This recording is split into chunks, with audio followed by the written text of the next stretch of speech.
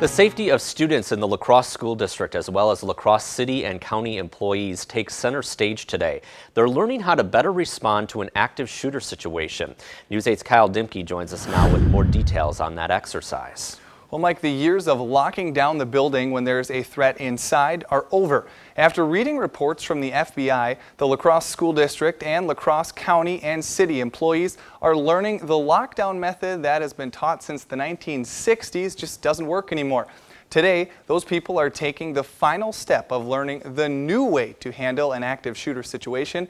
And now, while this is just a training session, we do want to warn you, some of this video may be a little bit alarming to some.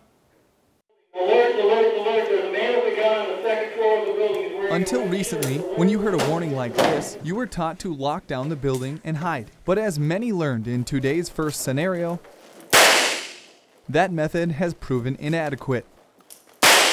There's too much potential for them to become innocent victims when they have the opportunity to get away. It's about taking it to that next step, because what we learned from Sandy Hook and Columbine and Virginia Tech and others is that the lockdown-only strategy just doesn't work. Fortunately, this is just a drill. Today's shooter is Lieutenant Troy Nedegard of the La Crosse Police Department.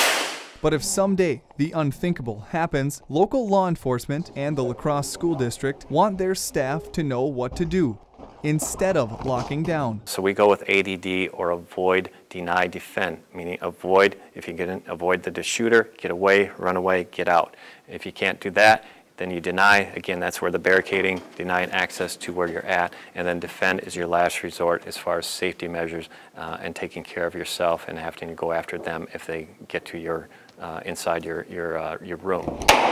Lieutenant Nedegard says if it does come down to where you need to defend, nearly anything can be used as a weapon. You just need to look at objects in a different way. And instead of sitting and waiting, like the old school lockdown format, people know to think, because that improves their chances of staying alive. Hopefully people walk away with a skill set that they didn't have before, or at least empower them to be able to respond to these situations. The La Crosse School District says in the past 2 to 3 years, districts across Wisconsin have abandoned the lockdown method and have moved to this style of training. And there was a discussion before combining the county, city, and school district staff into just one training session. But the La Crosse Police Department says there is no difference between an active shooter in a business or in a school. The same training methods apply. Thanks, Kyle. There will be about a total of 300 people going through this training program. Teachers in the La Crosse School District will begin the first portion next week.